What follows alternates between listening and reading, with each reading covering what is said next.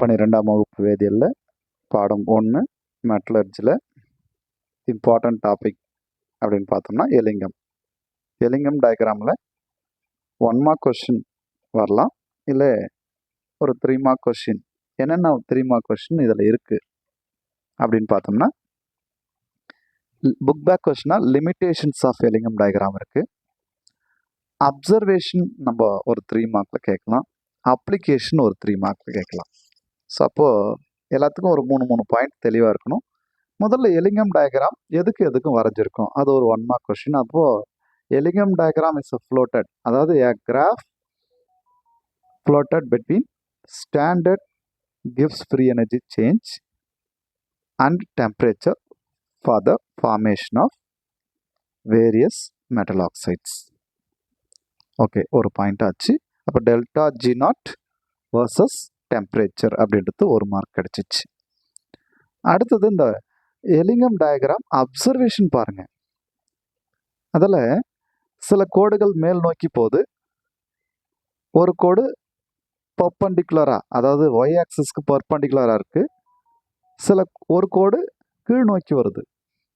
அப்போது most of metal oxide formation வந்து positive ஸ்லோப்பாக இருக்குது. அப்போ மெட்டல் ஆக்சைட் ஃபார்மேஷன் வந்து ஸ்லோப் வந்து பாசிட்டிவாக இருக்குது. டெல்டா எஸ் எப்படி இருக்குது அப்படின்னு சொன்னால் நெகட்டிவாக இருக்குது அப்படின்னு சொல்லுவோம். அப்போ டெல்டா எஸ் நெகட்டிவ்னா நான் ஸ்பான்டேனியஸ்ன்னு சொல்லுவோம் இல்லவா, அப்படின்றது இருக்கும். பாருங்க.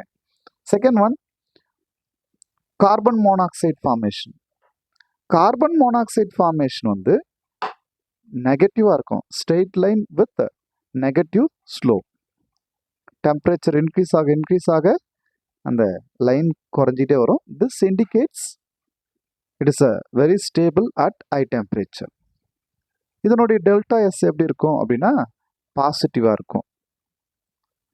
ஸ்லோப்பு தான் நெகட்டிவ், டெல்டா எஸ் பாசிட்டிவாக இருக்கும். மெட்டல் ஆக்சைடுக்கு ஸ்லோப்பு வந்து பாசிட்டிவாக இருக்கும், டெல்டா எஸ் நெகட்டிவாக இருக்கும். சரி, அடுத்தது அந்த லைன்லலாம் பார்த்தீங்கன்னா அங்கங்கே டீவியேஷன் இருக்கும். That indicates phase transition.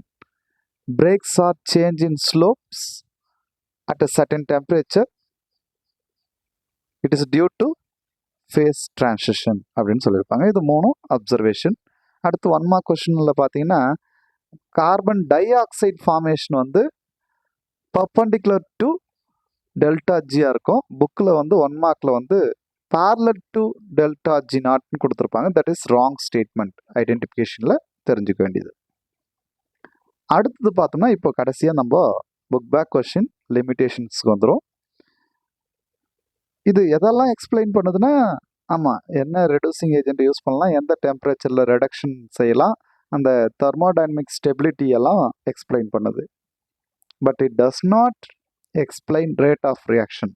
ஒடுக்கும் அந்த வெப்பநிலை எல்லையே அடுத்தது எந்த ஒடுக்கும் காரணியை கொண்டு ஒடுக்கலாம், வினை நிகழுமா நிகழாதா என்ற எல்லா கருத்தையும் சொல்லுது. ஆனால் வினை எவ்வளவு வேகத்தில் நிகழும் என்ற அந்த ரேட்டை சொல்லலை. It does not explain rate of reaction. Second point பார்த்தீங்கன்னா, அவங்க நினைச்சது ஒரே ஒரு ஒடுக்கம் மட்டும்தான் நிகழும்ட்டு, அதை தவிர வேற ஏதாவது வினைகள் நிகழுமா என்பதை பற்றி விளக்கலை. It does not explain other reactions.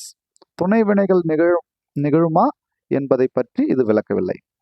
முதல் பாயிண்ட்டு வினை வேகத்தை விளக்கல, ரெண்டாவது பாயிண்ட்டு துணை வினைகள் நிகழ்வதற்கான சாத்தியக்கூறுகளை விளக்கல. It does not explain other reactions.